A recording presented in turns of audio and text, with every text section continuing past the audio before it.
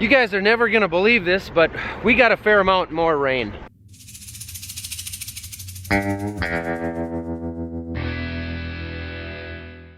Just hasn't dried out all year. Everything's just been muddy all year long. But this morning, I'm taking a truck over to Meixel Truck Sales, which is a few miles south of us. And the plan is to put a motor on here that isn't a two-piece motor with a strap around it. The reason I'm taking it down to Meixel's is because they're only about 5 miles away from us.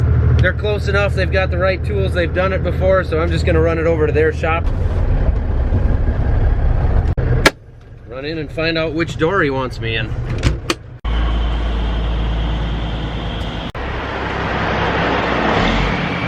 Hey Grumpy, you didn't like the strap that was on that two-piece motor? Nope. So there's the new and improved one, right from Thunderstone Manufacturing. There. To the bottom? Yep.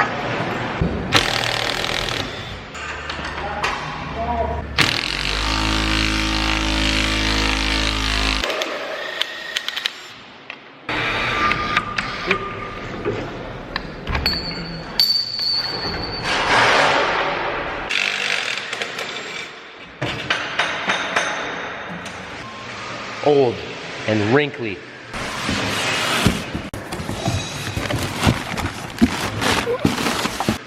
Time for new and shiny.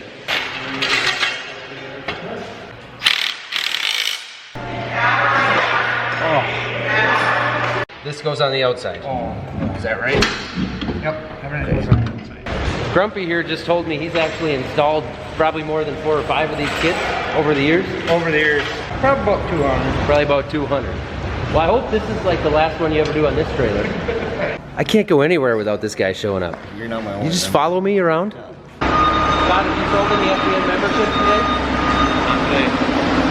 Haven't you told them they could get $100 off by using the Millennial Per Acer reference? Taking a nap in here? Yep.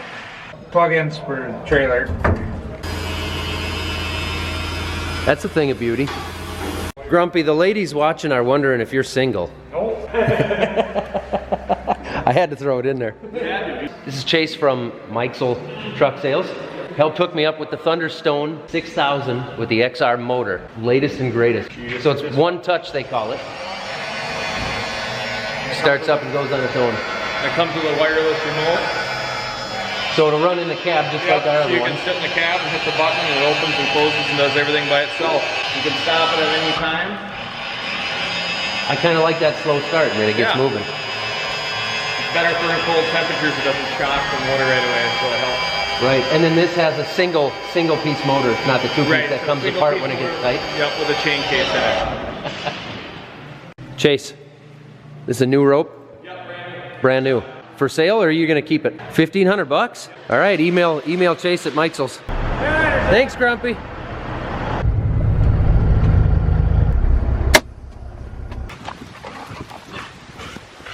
Good takedown, Didge.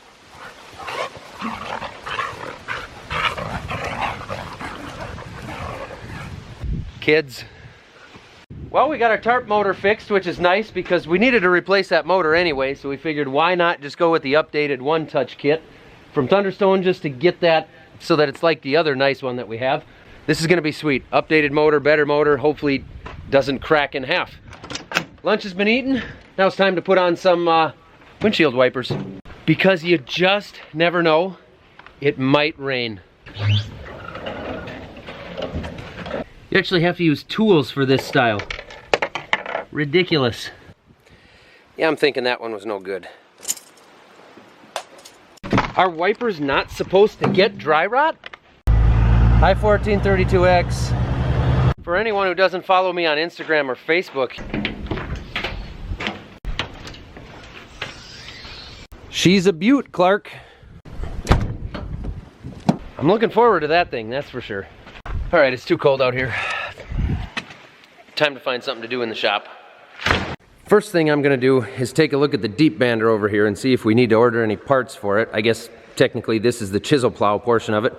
We know we got the main things fixed back here, but I know I got some stuff up here that needs to be looked at. We had some really brutal conditions last fall trying to get our tillage done last minute with some of the frozen ground and some of the conditions we were in. One of the issues I know we had was tearing some wires off of the blockage sensors that go through some of these hoses. What I need to do is go through and figure out how many of them are probably bad and get some of those ordered so we can run some new wires and get some new sensors on here. That's the first thing I need to do. Gonna need a couple of these. Maybe put this back where it belongs. Overall, not bad.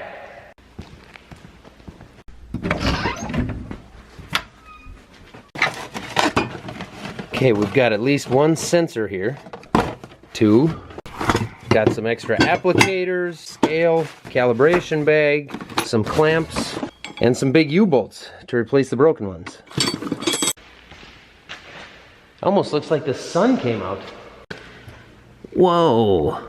Hey Mark, Zach Johnson, how's it going? I got a part number for you. It's a wiring harness for a blockage sensor. Parts are coming.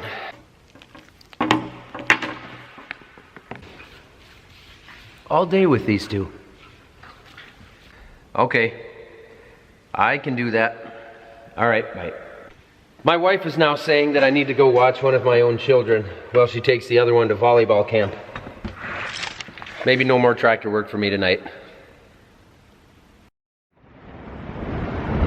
I'm headed down to a field south of here, and we actually got just a touch of frost last night, and you can already see it in the corn. It's 9:30 here, and you can already see that touch of frost really changed the corn. It's gonna take a lot of that green out of here in the next few days, which is not a bad thing. Our corn was not finished maturing all the way, but the corn was never gonna get mature all the way at this point because it's just too cold. It's not gonna mature up.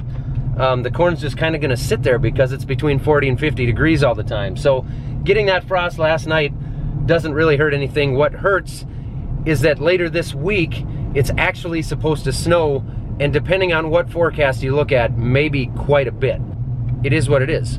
Some of you have pointed out that I like to say that a lot, but it is what it is. Here are our zero-till beans. Some of you have been wanting an update on them. The update is that they do not look good at all.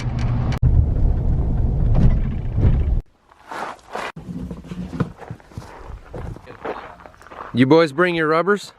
I did. Yeah, I forgot them. Scott, I got you. You can't get away from it. Can't sneak away You're this time, stuck huh? on camera.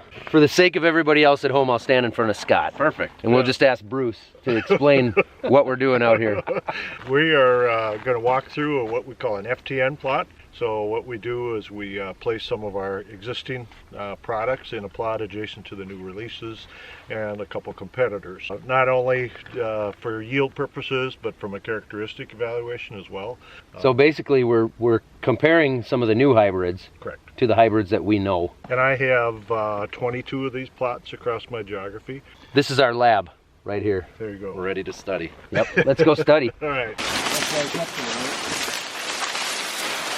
So we're out in the new 94 day corn, 194.49, that these guys told me would be good. I was a little bit hesitant, but Scott just had a yield count of, what'd you say? 302. 302 bushels to the acre. There'll be spots in the field that'll do that. Yeah. No At least question. that's what that ear was. Yeah. That was a 20 around by 40 long. 20 around by 40 long. 34,000 population here. And it's probably some of the driest stuff we've seen so far. Yeah, we got some black layer on it. So this plot does have some variability in it. So we've got some... Which we wanted. Yep, we we'll chose want this that. field for that reason. Right. We wanted to see the variability, how it would do in heavy soil versus the Right. sandier ground. This is September 30th. We'll go down to the 15th. Just see the satellite imagery. The satellite imagery. The red spots would be high moisture areas. Yep. And if I go up to this date, well, those are the hilltops, so those are the gravel spots. So this is 194 what? 75. 75? Scott's got to look over his head to get to the ears. Too short. It's got ears on it, but like you said, you can feel it's a wetter, definitely a wetter corn. Black layered. Here. It is black layered there? Black layered, yep. 16 by 42. 16 by 42. 42, yep. It's got big kernels on it too, kind of like the last one. Yep. Seems awfully moist. The next hybrid we're going to look at is 19750 Double Pro. I'll lead the way. This stuff here is actually some of the new, what do you call it, For Texas. Protexus? It's a hybrid. Is very tolerant to 5 different diseases across the country. You look down the row, shoot that camera down there, you can see... you can see all the way to the other end of the field. Yeah. Nah, there's a hill down there. There's a hill. So we looked on the map and we wanted to purposely walk up to the top of the hill where we were in a spot that wasn't nearly as good. So we're looking at the field view here. There's the blue dot, that's us. So this is the poorest spot we could find with this hybrid, which clearly we've lost 2 feet of stock height. Yeah, Yeah. we lost stock height, we got smaller cobs.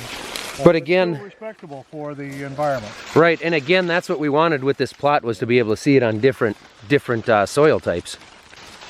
Wait for this thing to catch up. Sing us a song, Zach, while we wait. Let's You know see. any If good I songs? come up with the song, will you sing it? No. 199.11 Double Pro. 90-90 hybrid. It's green. It's got really heavy ears on it. I can hardly lift this one. Barely. Yeah, just barely. You don't think you'll be able to start beans?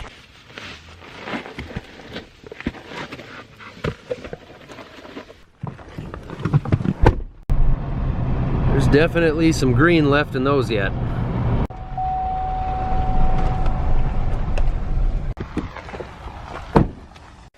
These look pretty good right here. They do. Other than, it's a funny looking soybean. That's not a soybean. You can snap them open. Too many green ones, though. Pretty green yet. Yep. You're not going to beat these before the snow. Ooh, that's wet. Snow is going to... Moist. Moist. Luckily, these guys said I don't have to worry about getting out here and harvesting anytime soon. So that's comforting. You can wait till after the snow. after the snow. After the Take a snow. break. Yep. Yeah, all right. Well, We still head to the gotta bar. We should head to the bar. What does the door of that truck say? Lunchtime. I'd like to find a field that would maybe go in a couple days here. So far, no luck. This is probably going to be our closest field right here. You can see some green leaves, some green stems. We'll walk out there and see what we've got. I'm doubting it will go.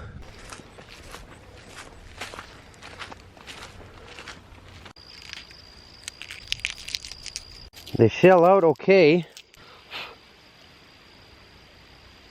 Actually, those ones weren't quite as wet as I would have thought. A little more yellow going through there, so there's a lot more leaves and stems in there. They're going to be a lot wetter in there. I do know enough to know that I can keep an eye on it, and there might be a chance. So if we got 2 more days like this, it's almost 60 degrees now.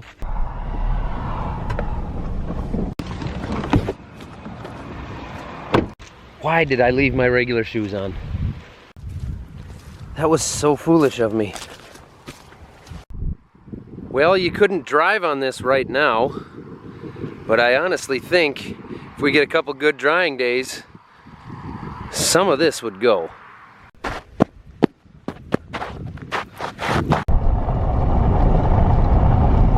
Is everything perfect? Well, it's getting there. It's getting there, getting closer. You gotta get the tractor back here though and unfold this baby. Oh, okay, I can do that. Well, I'll see if I can wiggle that thing out of there. I wiggled it in.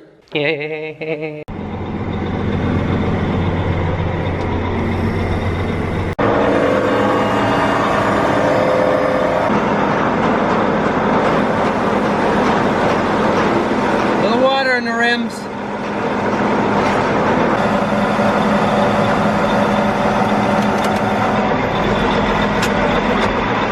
Heads up on him.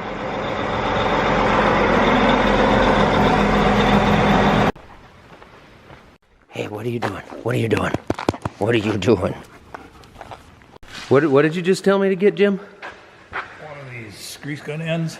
The Lumax 1403 quick coupler end? Yep. We can probably get some of those. They are the thing. I didn't tell him to say that. Got a few of these tubes that need replacing. This one's pretty brittle and cracked out. Oh, yuck. The bird turds. Got it.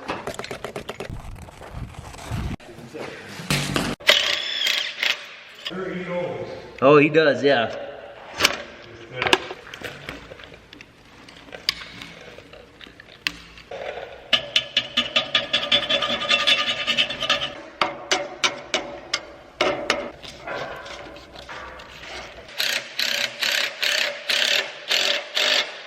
These ones here have a tendency to break, and it's because these nuts work themselves loose. So I usually check these once or twice a day when we're actually up and going running tillage. So the extra little black lines like this that you see all over this thing are from when we used to apply anhydrous with this unit, which it's still capable of, but the problem we get into is we don't want to put anhydrous on until the ground is at least 50 degrees or lower, because we don't want that nitrogen to break down and leave the soil. What that does is put us in a pinch, because when it's time to go out and run tillage, usually the soil's not cold enough. This year it most likely will be, but usually it's not. So we end up waiting longer, and then we don't always get it done. So we quit putting the nitrogen on this way, and we just band our phosphorus and our potash this way. So the lines are still here in case we do ever want to do nitrogen that way, but for now we just leave the lines on. We don't actually apply our nitrogen with this unit. Once again, it's kind of a case of Google making it sound like this would be an easy thing to do, and it sounds good in theory, and it is an awesome theory, but in all practicality it just doesn't always work out that way. I don't remember if it was on the back of the shank or the front, but the yellow paint marker used to have numbers on them. You got it? Yeah, we must start on this side then. I'm between 1 and 2. Probably tomorrow if we get them the truck. Will they leave that one outside? Okay, because it'll probably be after hours. Oh, 8 is good, but there's a couple sensors over here. 9, 10, 11, and 12 probably that are the... All 4 of those, you think, it tore the harnesses off? Pretty much so. Yeah, all of them on, from you this way are gone. Oh no. Are you okay? You okay? I threw it towards that bin and it fell to the left side in front of the door.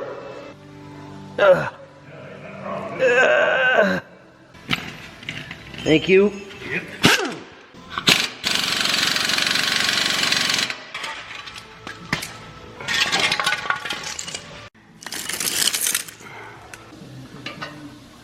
Got a damaged one here. I'll go cut that. So the camera went dead last night when we were finishing up working in the shop, so I'm just gonna have to call this the end of the video. If you haven't subscribed to the channel, make your free account, hit subscribe, the little red subscribe thing under the video. I appreciate it very much.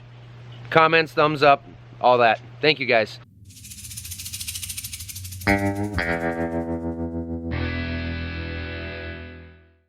Anna, you broke the Frisbee.